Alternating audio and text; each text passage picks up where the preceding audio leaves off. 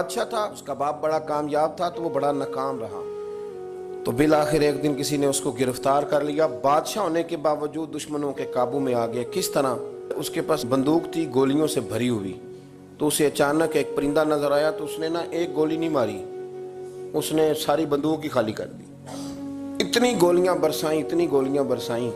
قریب وزیر تھا سمجھدار, اس نے روکا بھی. اس نے کہا بادشاہ سلامت, آپ غلط کریں گے, چپ کر, تیری جیب سے خرچ کر لوں. گولیاں برسائیں تو وہ بندوق خالی ہو گئی. اب پرندہ بھی نہ مرا. جب واپس نکلے تو دشمنوں نے گھیر لیا, اسلحہ پاس کوئی نہیں تھا, گرفتار ہو گیا وزیر سمیت. تو کہا کہ وہ تم مجھے روک کیوں رہے تھے؟ تو اس نے کہا بادشاہ میری جرت تو نہیں, لیکن وہ جو آپ جس کو گولیاں مار رہے تھے وہ پرندہ نہیں تھا, پرندے کا سایہ تھا. آپ نے سائے پہ ہی ساری بندوق خالی کر دی. سوچا سمجھے نہیں, اتنی جلد بازی کی آپ نے کہ پرندہ بھی نہیں, سایہ تھا, آپ نے گولیاں مار دی. اور حال یہ ہے کہ اب ہم گرفتار ہو گئے. تھوڑا اگر وقت گزارتے, توقف کرتے, تھوڑا ٹھہرتے, بڑی ساری چیزیں ٹھیک ہو جاتی. میرے رسول کریم صلی اللہ علیہ وسلم کی آپ کبھی چیزیں کھول کے دیکھیں. وہ عثمان بن طلحہ نے فتح مکہ کے موقع پہ کہا تھا میں آپ کو چابی نہیں دوں گا, تو حضور نے فرمایا تو نہ دے, ایک وقت آئے گا میں تجھ سے لے لوں گا. 10 سال گزر گئے, اللہ کے نبی تھے نا, سویرے بھی سارا کچھ ٹھیک ہو سکتا تھا, پر 10 سال بیت گئے.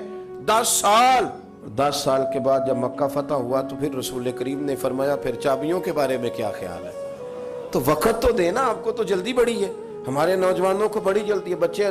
بچہ لے کے آتے ہیں, لوگ کہتے ہیں پیر صاحب اس کو درس نظامی پڑھانا ہے. اچھا جی ٹھیک ہے پڑھائیں. سال کتنے لگیں گے؟ 8. کہتے پورے 8؟ ہاں جی پورے 8 سال. تو میں کہتا ہوں 8 سال میں بھی یہ عالم نہیں بنے گا. میں صحیح کہہ رہا ہوں. درس نظامی جب بچہ پڑھ لیتا ہے تو اسے علم پڑھنے کا طریقہ آتا ہے, پھر ساری زندگی مطالعہ کرنا ہے, پھر ساری زندگی ریسرچ کرنی ہے, پھر کتابیں پڑھنی ہے, پھر محقق بننا ہے. ورنہ آپ کی تعلیم مکمل ہوگی لیکن آپ کے لفظوں میں کچھ بھی نہیں ہوگا. اس کے لیے آپ کو پڑھنا ہے, ساری زندگی سیکھنا ہے.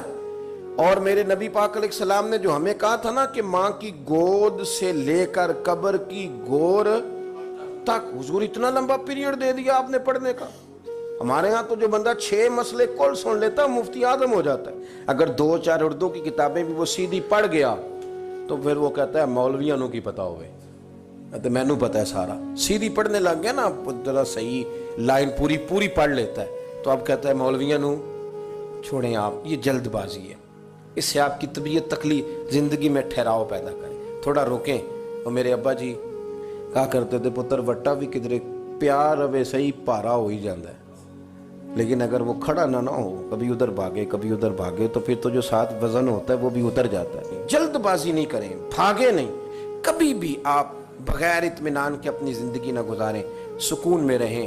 آپ اس دین کے ماننے والے ہیں جو بڑا ہی میٹھا ہے, جو بڑا ٹھنڈا ہے, جس کے اندر راحت ہے, جس کے اندر سکون ہے, جس کے اندر خوبصورتی ہے. امام مالک رحمۃ اللہ تعالی علیہ بڑے خوبصورت آدمی تھے, تو دور دراز سے لوگ ان سے ملنے آتے تھے. دور دراز سے جو لوگ ملنے آتے تھے تو ایک درویش ان کی خدمت میں حاضر ہوا کرتے تھے, شیخ یحییٰ ان کا نام ہے. تو وہ فرماتے تھے کہ ہر بندہ سوال پوچھتا تھا تو میں چپ کر کے بیٹھ جاتا تھا.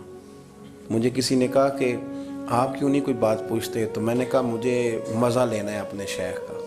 کہا وہ کس طرح؟ کہنے لگے دیکھنا وہ خود پوچھیں گے کیسے آئے ہو, کہاں سے آئے ہو, کوئی بات تو نہیں کرنی.